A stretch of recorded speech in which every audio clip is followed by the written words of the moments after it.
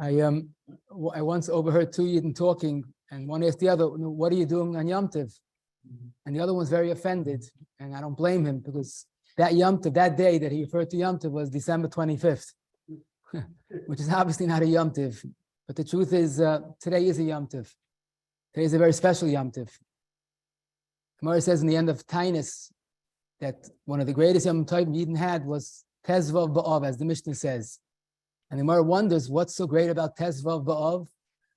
So one of the pshat in the Gemara is that that's the time they stopped cutting wood for the Mizbeach. And when they finished the mitzvah, it was a great Yom Tov.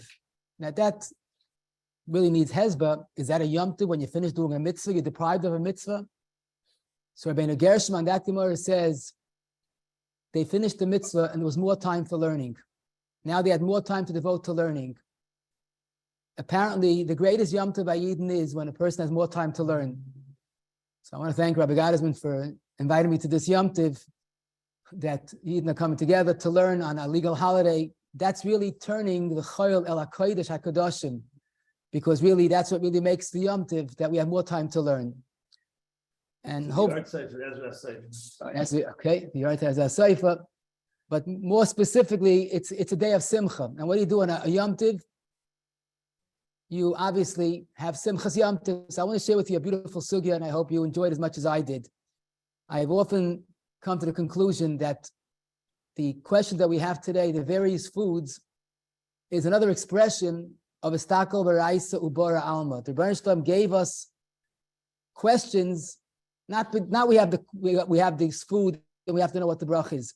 The Rebbeinu Shalom gave us these foods to give us lahagul Torah ladira, the opportunity to delve into his beautiful Torah.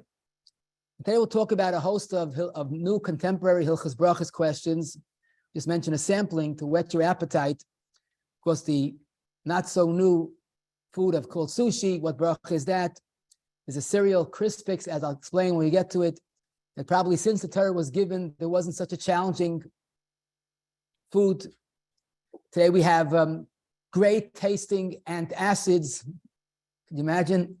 Person has a stomach, he has to have flavored antacids. Do you make a bracha on that? Is there b'chala bracha? I had a question, I guess you would say, yeshiva sheshayla, someone, he buys salted sunflower seeds and he first puts it in his mouth and enjoys the salt. Do you make a bracha on the salt and then on the adama on the seed? And a host of other questions. But here's the point that I'm going to try to bring out today. We're going to clarify one yesod, and then we could say the answer to all the questions are the same answer, zil basataima. Once you understand, I guess, the dynamics of the sugya, the way the sugya works, you'll have the answer to all of our shaylas. So basically the answer is zil basataima. Now, what is the time? Let me explain. We know that one of the basic klolim of Hilchos Brachos is Ikar v'Tafel.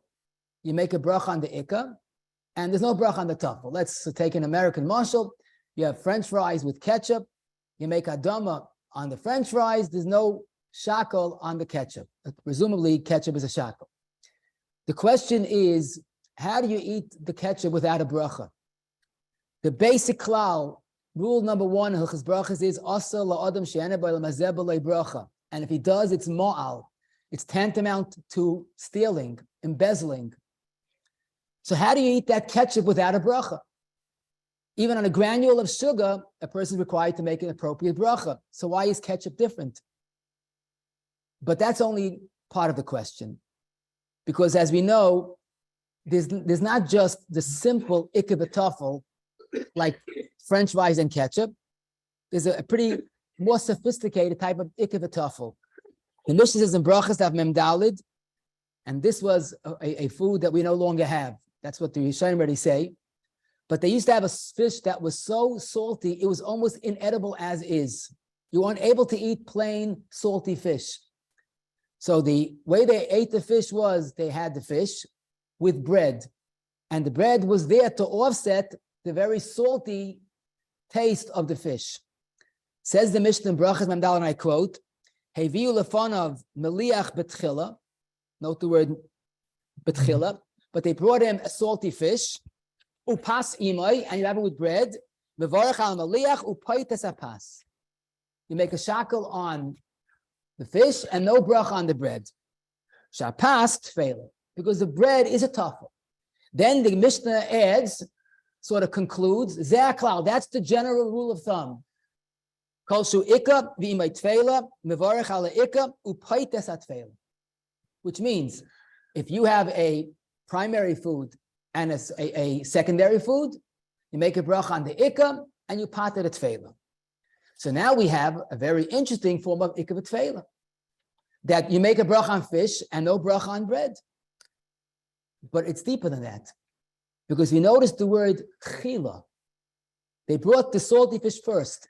Says the Taisus Yom Tiv, that's the Machab of Madana Yom Tiv. What does it mean chila? He says a tremendous yisoid. This is not that they put the fish in between two pieces of bread and they had a sandwich like kairach by the Seder night. That's, I guess, more understandable ikka v'tafel. This, they first ate the fish independently, and then they had the bread independently. But since the bread is only there to offset the extreme saltiness of the fish, it's considered a tafel. You're not eating it together. Tchila, you ate the fish. Then you ate the bread. And even so, it's an ikka v'tafel. Wow. That's 3 chedushim in this simple Mishnah. The fish is not cooked with the bread or baked with the bread. It's not even eaten together. But the most surprising chiddush is, well, how could bread be a tafel? You learned it earlier in Daf Lamed Vav. The Gemara says in the Brachos, if you have a cereal, that even though the primary ingredient is honey, duv she'ika, but since there's a mezainis component, since the flour is there, kol sheyesh bechamesh min dagan, since you have a mezainis component, it becomes a mezainis. Mezainis is never negligible. So how could Kosh game pass? Kosh game pass. So Taka Taisa says that's the chiddush of the Mishnah. Even pass is a tafel. But how do you understand it? So the answer is, there is a regular ikka v'tafel that you're eating 2 foods together. But there's something you're only eating the second food to help with the first food. You're not even eating it because you enjoy the bread. I'll give you a very extreme mashal, but it's a good mashal. The bread is like a fire extinguisher. It's just to dilute the saltiness of the fish. You're not eating bread because you want bread. That's called a tafel gama. And even bread, even chameshes mina dagan, bread, primary food, can and is a tafel. So we have established one important yisoid, this ikka v'tafel regarding even bread. Then we have another example in the Gemara. Also, we don't have this today, but it's an interesting mashal. The Gemara says in Brachos Mem Aleph, if you have a radish and an olive. Put up the Sinai Gemara, please. The radish is the main part of the food. But since the radish has a very sharp texture to it, you eat the olive to offset the sharpness of the tznoin, of the radish. Says the Gemara, you make a adama on the radish and no bracha on the zayis. Says the Rosh, why is that so? Because ikka v'tafel. Now here we have again a double chiddush. First, you're eating first the radish, and then you're having the zayis. How is it ikka v'tafel? And also zayis is the shivas haminim. How do you ignore zayis? But the answer to both is like we said earlier, because this is, you're not eating the zayis you like to taste. It's sort of a fire extinguisher up to the sharpness of the tznoin. So therefore, even chameshes mina dagan, even bread is bottle. Certainly, zayis is bottle. So we have 2 interesting examples of ikka v'tafel. The question came up before: why should a second difference take away ikar and tafel? So ikar tafel means what is it? Right. That's physically? Right. That's tchila. Even if it's not together, it's still ikar v'tafel. You're right. He's right. The question is good. It is ikar v'tafel. That's the chiddush. Even that. Now I'll give you 2 more examples, and that will alleviate that person's concern. When you make a maitzi on bread and then you have a piece of gefilte fish, you don't make a bracha on the gefilte fish. Why not? You're not eating it with the bread. So that's pasha. That's ikka v'tafel, because the bread is the ikka. I'm not eating the fish with the bread. When I have the vegetables in the main course, I'm not eating with the bread. So that's even a more distant ikka v'tafel.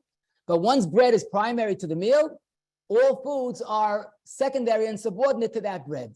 So you make a breakfast and you have bread for breakfast or for supper or for Shabbos Suda, that's also Ikar v'tafel, even though it's distanced from time. And another obvious, which maybe you didn't put two and two together, when you make Kiddush Shabbos in Shul, you make a guffin on the wine, you have a revius, and then you have a cup of soda or a cup of coffee, you don't make a bracha on that drink. Why not? I'm not mixing the coffee with the wine. So Gemara says, how does that work? Also, it's that long distance Ikar v'tafel. The bracha on the wine goes on the drink.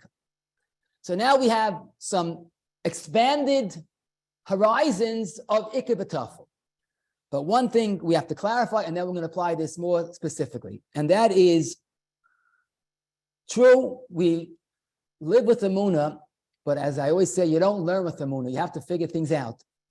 How does Ikar v'tafel work? If the starting point is even a shred of hana cannot be realized without a bracha, how can you have the hana of eating a piece of bread after fish and I make a bracha?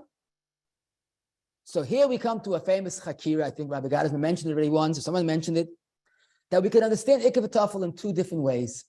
Either we could say Chazal mandated a bracha on main foods. Something that's secondary is not so important, and there's no bracha required. But that's not logical, because any morsel of food requires a bracha. Well, what's more probable is to understand things differently, and we could say, Iboyis ein makra, Iboyis ein masvar. First of all, it's not logical that even a tafel is exempt from a bracha categorically. Why should that be so? But more than that, look at the lashon of the Mishnah, the source of Ikar v'tafel. Kol shu Ikar v'imay tefela. It doesn't say ignore the tafel. Mavarech ala Ikar. What's the next word? Upaites atfela. That means the bracha on the Ikar, on the French fries, goes on the ketchup, because halacha views a Ikar v'tafel as one food. And therefore, this French fries ketchup combination is a hadama on every bit of it, including the ketchup. And the expanded Ikar v'tafel is that salty fish followed by bread is also one achila. And although there's a distance of time in between, but the Ikar v'tafel mechanics applies as well. And the shackle on the fish covers paita the bread. Just like the Kiddush yayin patters the coffee, and just like the bread by Shabbos Suda patters the broccoli that you have by the main course, so too Ikar v'tafel works that it's paita. And the Chazon Ish uses brachosem shavos, that it's two things that have similar brachas. Who said Dafka? Lashon Chazon Ish. Can we get to that soon? Yeah. Okay, I'm going to get to that soon. Hold. So, but the Chazon Ish adds an interesting raya. And he says like this: imagine a person is home with his salty fish, very salty fish. We don't have even salted herring, we could eat plain, but he has no bread. He decides to brave it. Today I'm going to eat plain bread, plain salty fish, and I'll survive. He makes a shackle on the salty fish. He maybe makes a little vidui, and he tries salty fish. And after he has 2 bites, he's very, very salty, but what could he do? Someone knocks on his door. I have a gift for you, a loaf of bread.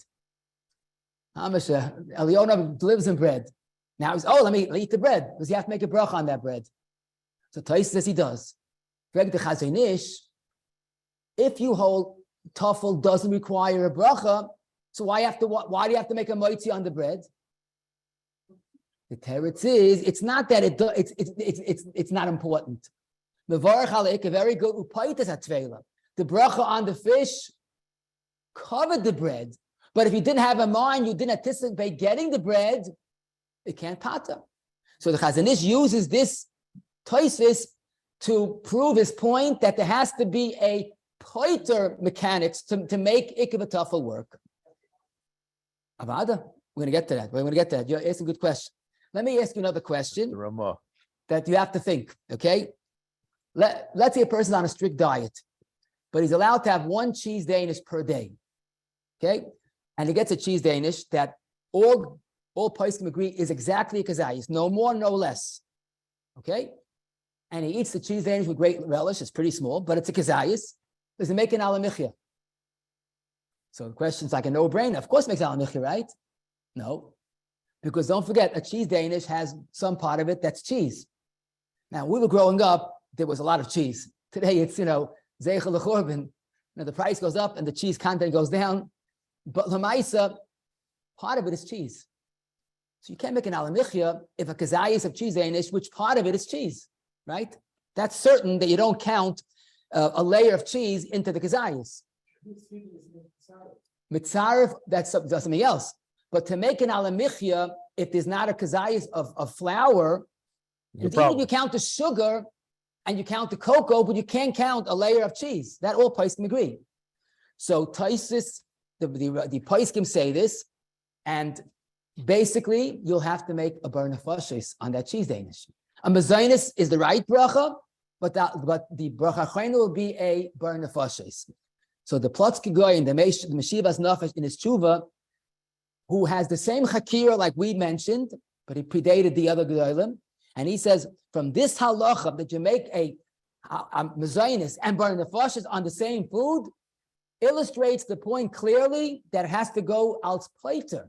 And if you can't make an alamichya because there's not enough grain, what bracha do you make? Bar nefashos. So here we have another beautiful yisoid to adding to our collection. Okay, so now let's review our yisoid and we'll go through many shilas, and the answer to every one of them you'll see is zil basatayma. Basically, there's no free rides in Olam Hazeh. That's the old yisoid, but in Hilchos Brachos certainly. No food can be enjoyed without a proper bracha. The chiddush of Ikar v'Tafel is that we look at it as one food. Loimi boy, a piece of cake that is baked with mezainis and sugar and raisins and peanuts, it becomes one. But even ketchup on French fries, that's really two foods together, and even salty fish and bread that's eaten one after the other, as long as it can be construed as a Ikar v'Tafel, one bracha suffices. But not that there's no bracha on the tafel. The bracha on the Ikar covers the tafel. In a scenario that there is no conceivable bracha on the bracha cannot go on the tafel, a new bracha will be required on the tafel. So now sit back and enjoy. Let's see how much we can do in the time that we have. Let's say a person has, we'll go back to the simple mashal, French fries and ketchup. And he knows Allah, he make an adama, but he feels guilty. He's very frum, quote unquote. How could I eat ketchup without a bracha? I can't do this. So he makes an adama on the French fries, bites into it. Then he makes a shackle on the ketchup. How would you label this frumkeit? Right. No, I'm sorry. We call that krumkeit. So the Magen Avram and Kuf Samaches Sivkat and Chav Beis called that a bracha levatala. Now, Rabbi Gottesman was very mild in his criticism of this person, but there's a strong condemnation. This person was oiv on a bracha levatala. Now, what Rabbi Gottesman meant to say was, let's say this same frum person was a little more creative. He first said, I can't do this. I can't eat ketchup out of bracha. He takes a spoon of ketchup and makes a shackle. And then he eats it. Then he eats the French fries and he makes a bracha on that. What did he do? Goyrim bracha she'ein tzricha. There's a world of a difference between bracha levatala, that's like Samas Adaraisa, and goyrim bracha she'ein tzricha, that's at most the Rabbanan. But l'char it seems to be the same thing. Rabbi says, isn't it beautiful? When someone made adama on French fries and ketchup, so take out your Torah glasses and see he made a bracha on the ketchup. Now you're making another bracha on the ketchup? It's like making a mezainis on the cake. I want to be very firm, I'll make another bracha. That's not a bracha she'ein tzricha. What's that called? Bracha levatala. That's the worst thing to do. But let's say he first made a shackle on the ketchup. He could have avoided it, but he's doing nothing wrong because he didn't have an adama to pater it. So the bracha on the ketchup was unnecessary. He created the necessity, but it's not a bracha levatala. Do we agree? What happens if they brought him the ketchup only 10 minutes later? Then he has to make another bracha because there was no. Then the Rav agrees he makes another bracha? Of course. Obviously, that's taisus. But this is it's not a nuance, it's a world of a difference. Because when you make adama on the French fries and the ketchup, don't feel guilty. You made adama on the ketchup. To make a shackle on the ketchup is a bona fide bracha levatala with all its severity.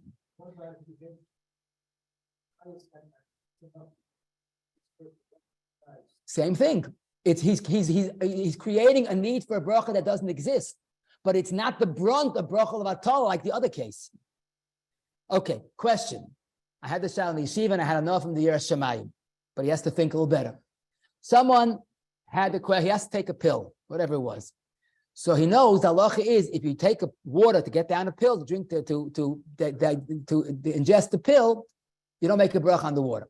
But if you take any other beverage, orange juice, for example, you make a shackle on the juice. So this fella asked me, I know you got to make a shackle on the orange juice, but I have a problem because really the ikka is the pill. I'm only taking the juice to get down the pill. So why don't we look at the juice like a tafel and there should be no bracha said even on juice? I said, wonderful question, but you missed the point because it's a Farish Mishnah. There's no such thing as a tafel without a bracha. But if you're not making a bracha on the pill, I guess make a bracha. So you have a scenario that there's a bracha on a tafel that's perfectly necessary. Question. Today, this comes in many forms. Let's talk about berry flavored and acids. Okay, very tasty. Some people say even if they don't have a stomach, they take it. But here's the question. Probably it has to have a good hechsher because it is full of possible potential non-kosher ingredients, but it does have a hechsher. Does he make a bracha when he takes that tum that he enjoys? A flavored tum. Flavored, yeah, berry. I'm saying there comes this berry tum. Berry, there's cherry, there's, you're not familiar. Okay. He's a Rambam's diet, doesn't have these problems. But the problem is that it has a good taste. So let's assume I'm just picking let's say 15% of it is pure food ingredients, flavoring, sugar. So l'chayr, you might say, well, dal mahachi, 85% of it is basically, medicine, etc. But this 50%, that's food. Even 1 granule of sugar requires a bracha kol shkein. You should make a bracha. And Taka, a lot of poskim are quoted as saying, if indeed there is a flavor, a good taste to it, you should make a shackle on it. Now, some Zalman qualified that somewhat, and he said, if it's just there to offset the bad taste of the medicine, but doesn't have a positive good taste, then ignore it. But here we have again a case of a tafel that requires a bracha, because the 85% is certainly the ikka, but there's no bracha on that. But does anybody eat tums for the flavor? Okay, so that's good. So I remember when I discussed with Rav Pam, it has to be at least 21 years ago, and he said, the question is, the starting point, a food requires a bracha. Are we certain that an acid that has perhaps a good taste, but is definitely a non-food, not right? That's the bulk of it. Now, I'm not saying it's a non-food because you pay taxes on it as opposed to food, or you keep it in the bathroom, medicine jet. It's just not. If it doesn't have a shem oichel, maybe the small amount is negligible. So that was his aura, like Rabbi Gadasman Bab L'chaim just mentioned. But no doubt about it, those that require a bracha, especially if it has a good taste, is because the premise is tafel is not potter. Tafel needs a patur, and if there's no bracha on the ikka, you make a bracha on the tafel. Question: the person had a delicious mezainis dry cereal, okay, and it was mezainis cereal, very flavorful, and he put in milk. What bracha did he make in it? Mezainis, not in the milk. Okay, that's pretty simple. Now he finished all the cereal, and there's a little bit milk remaining, and there's no cereal in that milk. Now the milk is very flavored from the delicious cereal, so it's a pity to waste it. So of course, when no one's looking, he picks up the bowl and slurps it down. Does he make a bracha now on that milk? And he enjoys it very much. Why not? Very good. You get it. Zil basa time. Thank you for listening. Zok the Taz, not about cereal and milk. He's talking about a mezainis pie that has cherries on it, whatever, or ice cream on it. He says, what happens if you finish all the mezainis? You have just a little bit of fruit. It's no longer a functional tafel because there's no ikka. But it's chal when it's chal. See, so he beat you to the punch. He got me to the punch. Right. But he beat you to the punch. Right. That's right. Right. Zok the Taz, you made a bracha on it. Now, if you want to add more milk to that mixture, then you have to make a bracha. But again, it's not an automatic. You flash the tafel card. The word is if it had a brach on it, it goes. And this you had a brach on it. Baruch shekivante. Wonderful. Next question. So And this the is psak on the tums. Psakalach on the tums. most guys can say that if you enjoy it. See, there's a difference between offsetting and enjoy it, you make a bracha. I am not qualifying the taste of tums. What's that? Do you eat it even if? Okay, I give a share in the good the Sunday night, and someone before every single share gives out to all the participants. He has a big bag of these Ricola candies. He says it keeps you up, and they'll make a bracha on it. If you only use it as for his medicinal benefit, does it have any medicinal benefit? Who knows? I'm sure the Rav goes to these fancy chasanis on the way in from the lavish smorgasbord to the chuppah. They have it standing there with a tray. Even Lakewood here too. No, little candies which are designed to take the flavor of the smorgasbord out of your mouth. They used to have the ices. What's it called? Yeah, I forgot. They even put on the menu something. Yeah. So was macht der Brachim zu nicht? That's a tafel. That's a tafel gomer. To what? It was what you were eating smokes about a half hour earlier. There's an English word for that. The ice is intermezzo. Does anybody remember what intermezzo? No, I think intermezzo takes away the taste. That's why you think. Yeah. Vada. Hey, Maran simcha b'simcha. What are you talking about? So what's up? What's the Allah? That's a tafel gomer. If you're not doing the kavanas achila, no bracha. We're gonna get to that. Okay, now, if you don't enjoy it and you only so make a shackle. That's more. But that's Ricola. But you enjoy it when you're sucking it. Make a bracha. That's definitely an oichel. Most people take it just for the fun of it. I'm sorry to slow you down for a second here. This is, I'm sure, a macro subject which is tying a shear on its own. But when does the kavona of subjective override subjective? This is a top kavona. No. You tell me yourself. You have a little candy that's there to. It's not that you're taking a regular candy and you're hoping that it has the effect. If it's designed and it's purchased and it's served to do that, then that's its function. I don't see that as being difficult. This is a little more subjective. Okay, now let's move on because I have to go another share soon. But Lamaisa, here's the next question. Not letting you go so fast. What? Without letting you go so fast. All right. Something that I use that word. No, you meant on the shiurim. Oh, okay. Let me tell you something. That tafel gamma. None of these shiurim are tafel gamma. They're all great. Okay, but Rabbi Gazman is he's too attractive for me. I can't. Yeah. Okay, whatever. Now let's move on. Okay. Now, let's say a person ate let's say he ate the Ika first, and for some reason he made a burn of fashes, and then he wants to eat the bread. A little fashlapen. For some reason. So that the Mishnah Berurah says, then you can't eat the bread without a bracha, because you disconnected the shackle, and it can't go on the bread. Now, this could be an Ageya grad, when someone makes Kiddush in Shul, and he's afraid to make an al-gefen on the wine, he makes an al-gefen, and then he wants to have a cup of coffee. Then he would have to make a shackle on that coffee. That's pashut. Okay. Now let me ask you a beautiful shayla. Listen closely. Someone wanted to have a cup of coffee at home, and there's no sugar. No sugar to be found. He has no neighbor. He's one family home. So he says, you know what? I'll drink coffee without sugar. No problem. He made a shackle for a sip. It's not going to go good, but what could you do? Just then the doorbell rings. Someone comes home. I heard you need sugar. Here's a bag of sugar. So he pours it into his coffee and is thinking, oh, do I make another shackle? You made a shackle a moment ago, but didn't go on the sugar. And the Mishnah Berurah says, even though it's the same exact bracha, shackle and shackle, but it didn't pata. So what would you say, gentlemen? Make a bracha, right? So here we have an exquisite chiddush of the Chutshani of Nissen Karelitz, who he says that you're right. If you eat a tafel separately, independently, after, you make a new bracha. But if you put it into coffee, and as we know, sugar is a soluble, that not just goes together, but actually liquefies and becomes part of the coffee, not only in its texture, but in halacha. It's bottled to the coffee, and you're allowed to drink it without a bracha. Now that's a chiddush, and Shlomo Zalman does not quote this, of course, from Nissen, but in the Shmir Shabbos, he has the same shayla, and he says that even though in Hilchas Bittul, the coffee is no longer identifiable, but here we're talking about Ki'ilu Mo'al. And Gezel, he says, is never bottled. You laughing, that's what he says. That was one of the treats for this Yom Tov, okay? Now I'm going to ask you another question, but you have to think. A person has raisins and peanuts combination, and he eats them together. It's not one after the other. So as you know, raisins are 8 and peanuts are adama. And let's say he decides that by me, the ik is the raisins. So what bracha do you make? 8. Let's say he likes the peanuts better. So adama.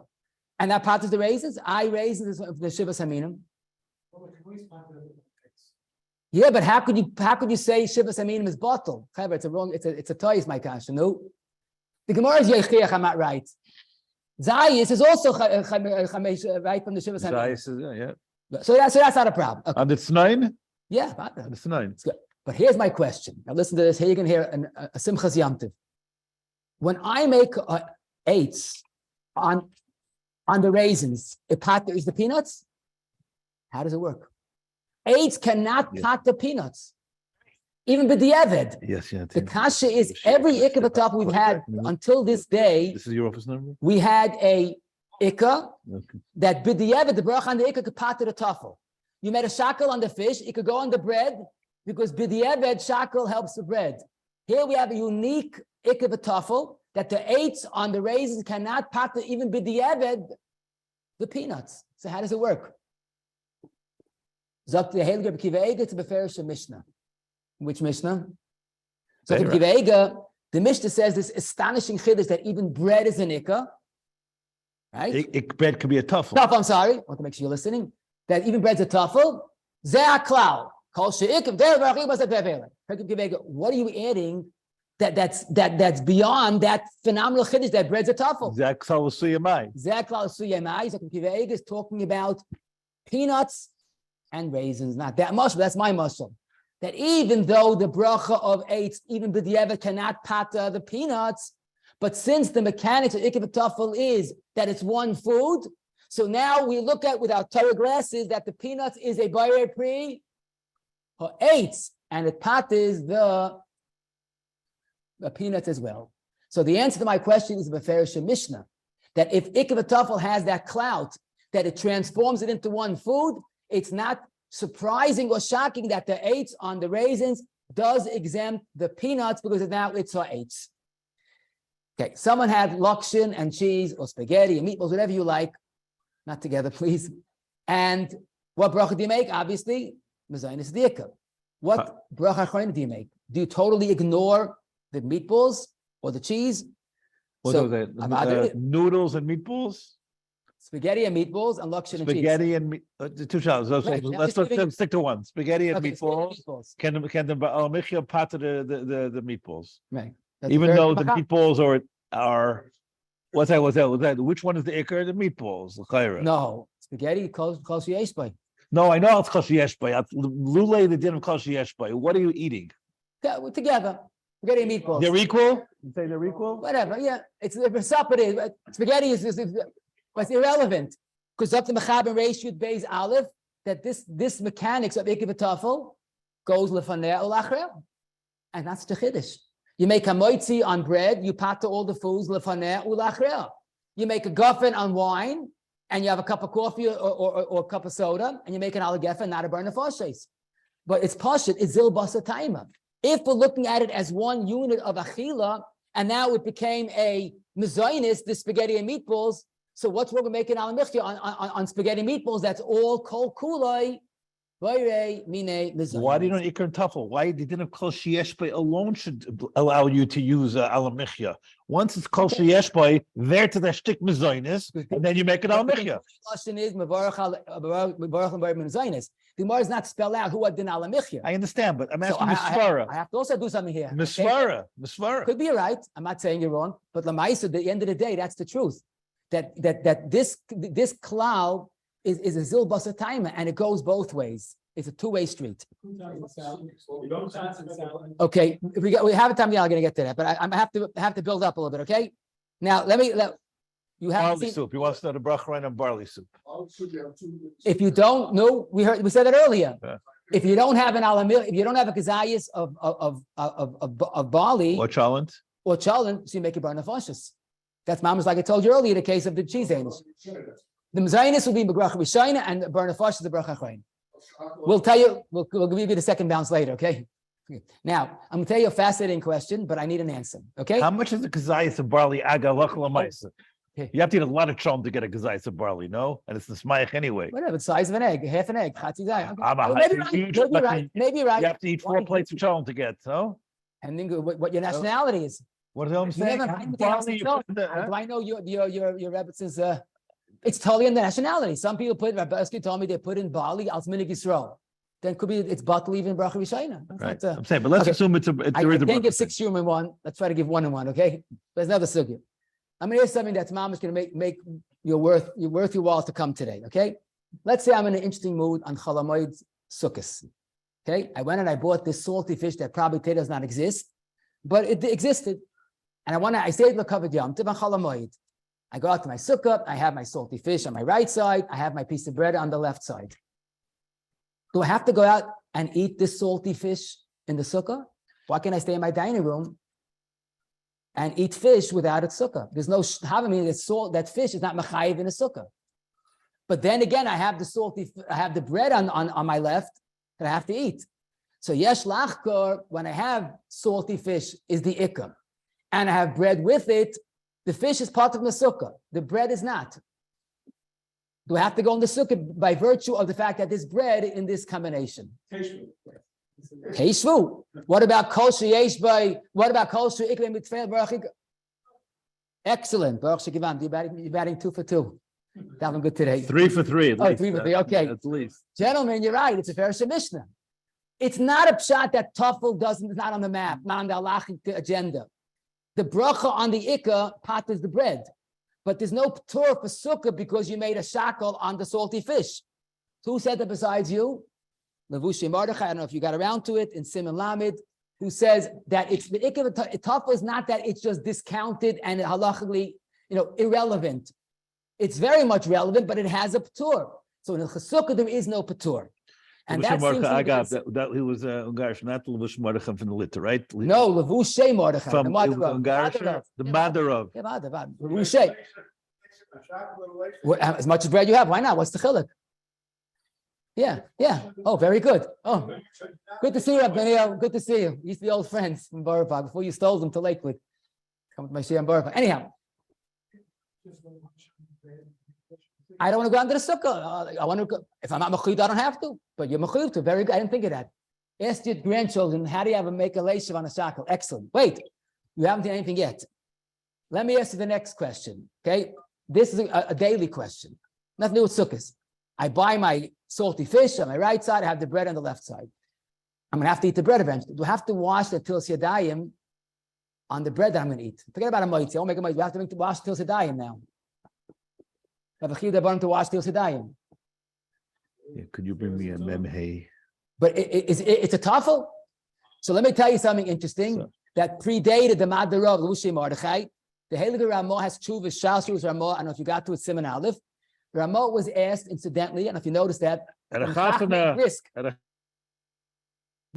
It seems that brisk was always dominant and primary, even in those days. It was the ikar over the tafel. It's amazing.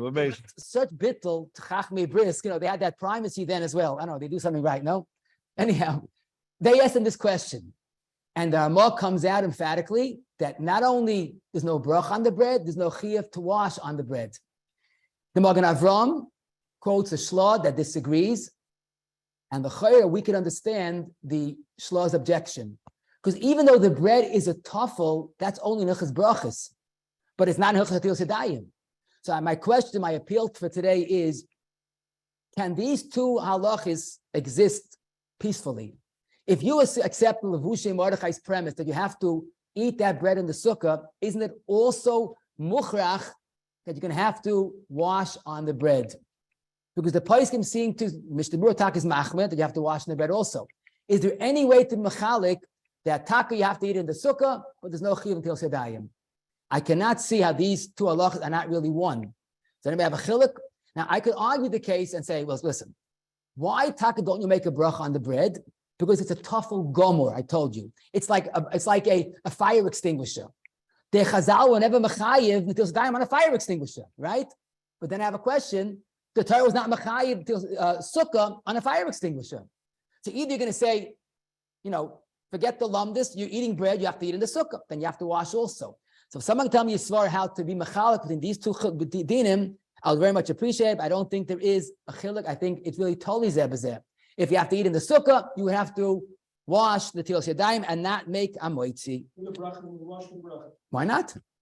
Now, Mr. Brewer says if you're eating a small piece of bread less than a kazayis, then you can rely on the Ramah and the chuvas.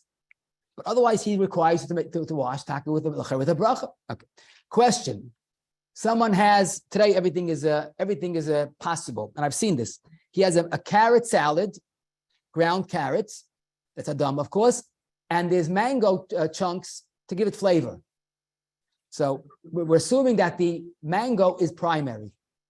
I'm sorry, the carrot is primary. So what bracha should it be? Adam. Now he looks at it, he goes, oh, I have a very unique question. He asked the Rav. This is the first time in this season that I'm eating mango. He knows that it's a fresh fruit and it's a shechianu fruit. I'm not getting, if you do make it, don't make it now at times, but assuming you make a shechianu. The question is, does he make a shechianu on the mango? There's no eights on the mango. The mango is a tuffle. Do you make a shechianu on the mango?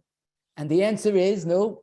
Hit a grand slam? Yes. Avada. I call sheyeh ikavatuffle. There's no teretz lagabe the bracha. You have an ikavatuffle, but there's no mechanics ikavatuffle regarding shechianu. Yes. So here the logistics are a little daunting. You'll make hadama on the carrot salad, then take out a mango, and then make a shechianu, and then eat it. But there's no halach. You have to have a bracha to make a shechianu. So here you're gonna have another. How is it possible? Very clearly possible. Mitzad halacha haroya peir chadash, but today we don't do that. Mechaber says you're right. Haroya peir chadash. Okay, I'm saying, but we don't do it in practice. Lamaisi is right. The Goyin held to make a bracha on the re'iyah, and the Goyin held that the second night of Rosh Hashanah does not need a shechianu, and they once brought the Goyin a shechianu fruit, and Kedarki made a shechianu on the re'iyah and didn't use it by the suda. So there's no doubt about that. Oh, now I'm going to ask something even more fascinating. But listen, please. I know you're listening great. I'm sorry. I always say that, but we're listening to every nekuda, every nuance. Question. You made a gafen by Kiddush Shabbos, okay? And you're having a cup of coffee, but you're I don't want to date you, but you're a fatzai to shayid, and you still have sugar cube, katzketzukah, they call it, with your coffee. Hard to find. But I know. I said fatzai no. Do you make a shackle on the sugar cube? Why? This is something that's a little intimidating, because let's identify the sugar cube. The gafen is the wine is the ikka. The coffee is the tuffle. The sugar cube is a tuffle. How do you classify a second bounce tuffle? Now let me qualify this. Let me enhance this question. Wait. Oh, but that would be the same question. Wait, but I have a better question. What about someone that's a real lamdim? He has a mezainis cereal, throws in blueberries, which is an 8. He throws in a banana or 2, which is adama, and milk. So what bracha do you make on the whole cholent? Mezainis. So they have 4 brachas. So what's so schwer about a tuffle? But it's fundamentally different. There, it's one food with 4 components. That's taka mezainis. Here, it's a tuffle. What is the halacha response to a tuffle? So I'll give you a hint. We have this twice a year in America, in Chutz La'aretz, and once a year in Eretz Yisrael. Is that a good hint? No. Let me give you a better hint. It's a Beferish Gemara that you probably learned. Because we learned the sugya of the salty fish and the bread. Toisvis brings out the point, and we'll soon see it's really come out of Beferish Gemara, that the starting point really was Peiris Genoisa. They made a Boire Priya 8 on this exquisite fruit that Eretz Yisrael was gebenched, that the land where Yisrael gave off Megadim, beautiful fruit, and that is the Peiris of Genoisa. That fruit was so sweet that you weren't able to bear it. You had to eat a salty fish to offset the sweet taste of the fruit. Once you had that salty fish in your taste in your mouth, you needed a fire extinguisher called the bread. But Toy says that's no problem, because the 8s on the fruit Pat is the fish, and the fish, pat is the bread. And the truth is, there's another chiddush, but it's the same idea, that there is a concept of tafel l'tafel. The Chassam Sofer in the Tshuva does discuss this very case of tafel l'tafel, I must mention, of sugar cube, and he says it's not unprecedented. Where do we have tafel l'tafel twice a year in Chutz La'aretz, once in Eretz Yisrael? So the Chassam Sofer that we don't make adama on the morah. Why? Because the karpas pat is the morah. The morah we don't eat morah plain. We dip it into charoisis. Where's the bracha on the charoisis? Two tuffles. So tafel l'tafel does not require. How does that drive with the Chazon Ish? How does two tuffles drive with the Chazon Ish's chekira? Because because the first side of the chekira, it's a chain reaction of one food. The Shilti Giborim speaks about someone that has anis. Now, anis in English is still A-N-I-S-E. It's a certain sheves, certain spice. That was eaten with the drink, to offset the taste of the drink. And the drink was potter because of the bread, because you washed. He says, what's the problem? Tafel l'tafel is a valid entry, so to speak. What's so shver? If it's viewed as one food, why can't the original bracha on the peres genaisa pata the salty fish, and the salty fish pat is the bread? So this concept is not unprecedented. It's actually built into the system, daf memdala, when you get to that more barichas, but that's the precedent of tafel l'tafel. so it's a double chain. One part is one, which part is the other. But let me just want to illustrate this once again. I guess clarity, sometimes by contrast, you bring out the clarity. When you have four components in a mixture, like the cereal, there you don't have to come on to lumdis. There it's one food. Here it's a chain reaction, perhaps, but it's all the same, understanding that it's a tafel l'tafel. Now, the next question is, it's interesting. I once, in one of my first shurim I gave in Stone, back a few years ago. So I said, the Pam told me that ikar v'tafel has to have a certain, a certain reality to it. If you have a slice of carrot or a pound's mushel, and you have a piece of gefilte fish under it, and you eat the carrot first, and then you eat the gefilte fish, it's not ikar v'tafel, even though it's there for aesthetics. Eating the carrot first, it's separate, and the gefilte is first. I said, Lamashal, if you go to a Kiddush, this was years ago in Eretz Yisrael, maybe if you still have it, I'm sure, they give you the Shalmi kugel and then a pickle. So you make a mazaynis on a kugel and a pickle adama. So something will be, you made a mistake. I thought I did make a mistake. You don't understand. The Shalmi kugel is supposed to be so spicy that you need the pickle for survival. So that would be a modern day. Would be a modern date. That's right. Or maybe bread. Okay, I don't know. The pickle's not a bread. Not so sharp. Right. Not so sharp. I agree. I mean, to me, it's more a Michael dick than that. I wasn't oimid in the oimik of the Yishalmi kugel, but that seems to be the purpose of it. Okay, let's go from a different angle, okay? Let's say a person has a ice cream cone, a flavored cone, delicious cone, ice cream on top. Now, l'chayra, you can make a mezainis if you consider one food, and that part is the ice cream. But, if you bite it in the bottom, so if you still remember from the Gears Dianka, so the ice cream starts to drip and get you all dirty, that's not a viable option. So you want to first lick the ice cream, and you get to the cone, you'll worry about it then. You make a shackle on the ice cream, which, again, I'm not saying always, but assuming the ice cream's a tuffle. But basically, also, menschlichkeit, you want to first lick the ice cream and then eat the cone. Will you then have to make a mezainis on the cone? Or say, ikar v'tafel, make a mezainis and ignore the ice cream? See, here we have a unique situation that lamaisa, the ice cream, again, I'm not saying always, but assuming the ice cream is a tuffle, but here you're eating a tuffle first. Can we still apply the mechanics of ikar v'tafel that only make mezainis and eat the ice cream independently? This is a Trumas Hadeshen that you might have learned in Siman Lamed Aleph. He has a shayla that someone wanted to drink wine in the morning, but on an empty stomach, he could not tolerate wine. So he first ate berries, a fruit, and then once it wasn't an empty stomach, he was able to enjoy the wine.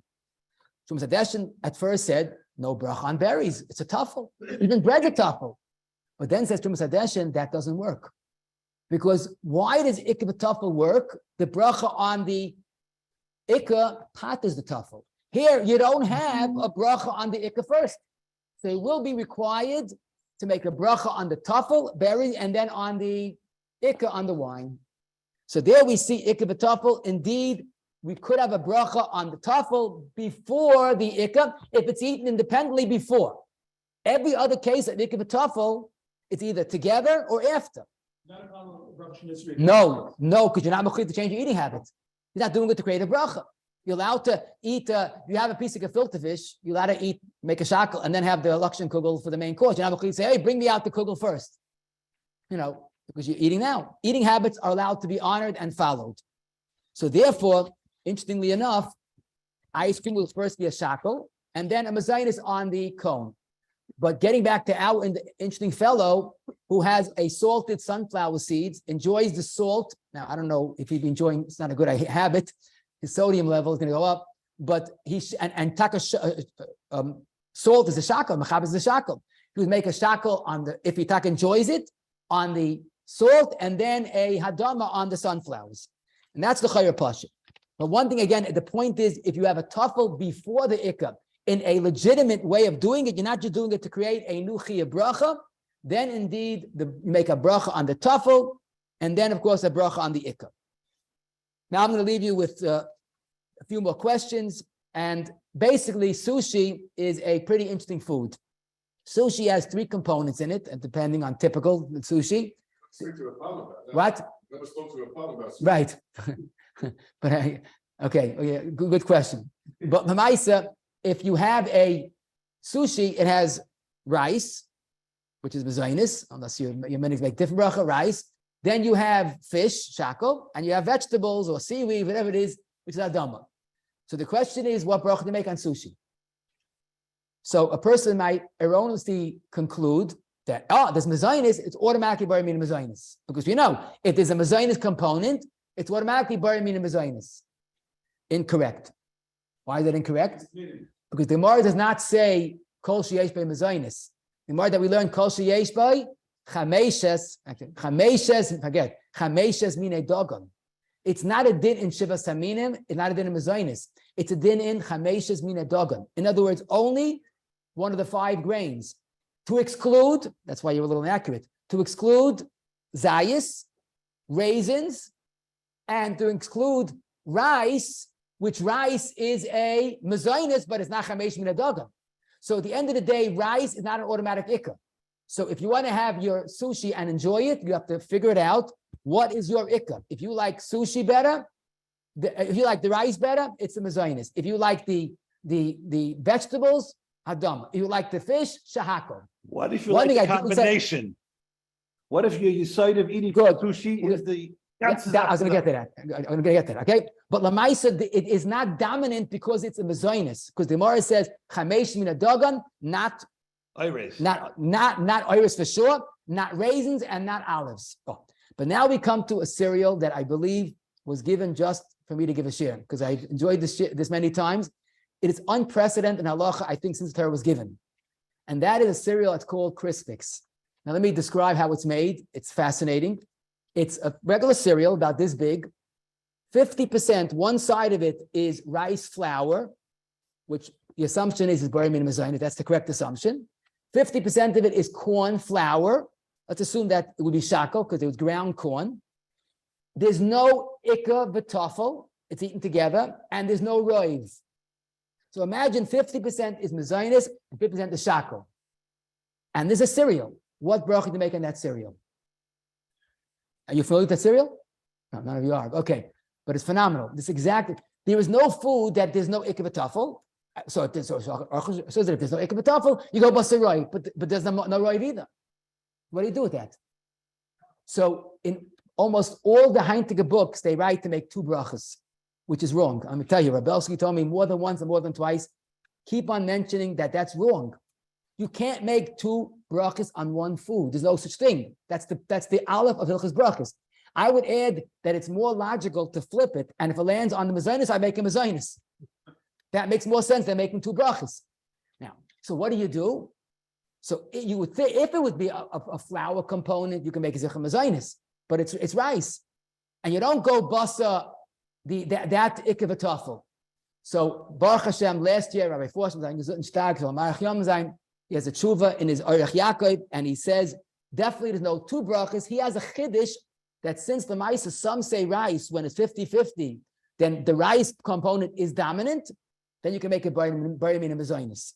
But he- 50-50, you saying exactly 50-50? That's what he brings rayas. He's very, but one thing he says, there's no having to make two brachas. So getting back to the sushi, getting back to the sushi taka, if it's taka a hot shot to call, and the rice is not the ikka, then you have to make a shackle, because shackle is the lowest bracha that patters everything. But no doubt about it that the fact that the rice is there does not give it its dominance. And let me leave you with a Inyana Diyoima, this is Vataka Bashert, and that's Parashat Yechid connecting to our shir. How is that? So Zil Basatahima. The pasuk says we're going to learn it this Shabbos. Naftali ayol shlucha hanoiset imrei shefa. So Naftali's greatness is that he had imrei shefa. So Rashi says that is Peres Genoisa. Now, the Amos says when people say Eretz Yisrael's greatness is Jaffa oranges, they're not Hamisha. Because we have, Gedolei Yisrael, that's our pride. What is Naftali's greatness? They had Peres Genoisa. I mean, is that their greatness? So the Shita Mekubetzes, the first stickle in Brachat of Mem Dalid, Amud Aleph, says that there's a beautiful message here. Because Peres Genoisa has the unique ability of making one bracha that patters two other foods. And he's really explaining the Targum. The Targum says the greatness of Peres Genoisa is you make a bracha on it. I mean, I make a bracha on every food. Zok the Shita, the Targum means to allude that Peres Genoisa has unique ability. It's a humble, simple bar priates. But you know what its effectiveness is? You know what its impact is? You make a bar priates on the Peres Genoisa. That patters, Taisa says, salty fish. The salty fish patters the bread. So the greatness of Peres Genoisa is the Hilchas Brachos implication. And there we see, like we began, that a Yid Simcha is learning halacha properly and see everything is Zil Basatayim. Thank you all for listening. Have a wonderful rest of Yom Tov. Okay, thank you, Rob. One bracha, absolutely. Mezainis. That's an ikar v'tafel. That even if the cookie pot is tafel, but it's kol sheyesh bechamesh min adagah. I know it's not cooked together. That I know.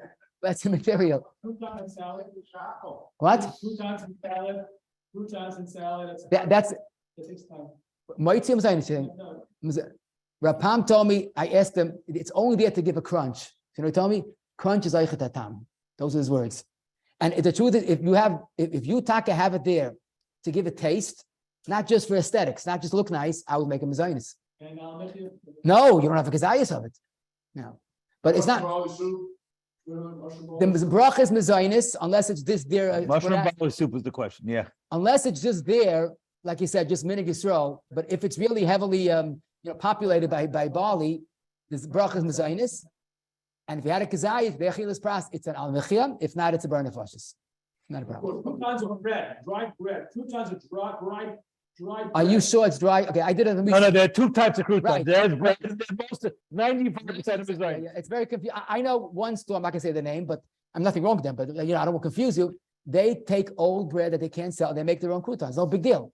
But the commercial ones, almost always, it's a non-issue. I think it's all nervous. It's a non-issue. No one takes the old bread.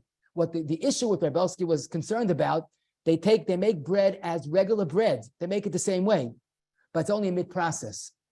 So Shlomo Zalman says, who cares if it was made? It can be potentially bread, but it's not. It was not made to make bread. It never had the status of bread. So Rebelsky did not agree, but I think the minhag was to make a mezainis. And when my kids don't like soup and they pour a ton of croutons into the thing, at what point does it clearly become a mezainis? Keep it off. Keep it aim. Mama's soup. Does it become? Well, what point do the croutons become a mezainis? What's so sure? Right away. What? If you have a regular soup and the regular chicken's Friday night, they're not going to mezainis in the croutons. Not Friday night, you mean? Friday night, Sunday right? night. Yeah. Sunday night. Sunday night. What's a shaila? If you put it in for taste, it's a bar minimum mezainis. It's a shaila. And the side taste is not crunchy. It's taste of the croutons itself. Either one. Or either one. Crunch. Yeah, but either one. Taste. Okay, that's a different shame. Okay, gentlemen, it was a pleasure. Okay, the Rav has to go. Thank you very much. Rabbi Sai, 1 minute. Rabbi Grish is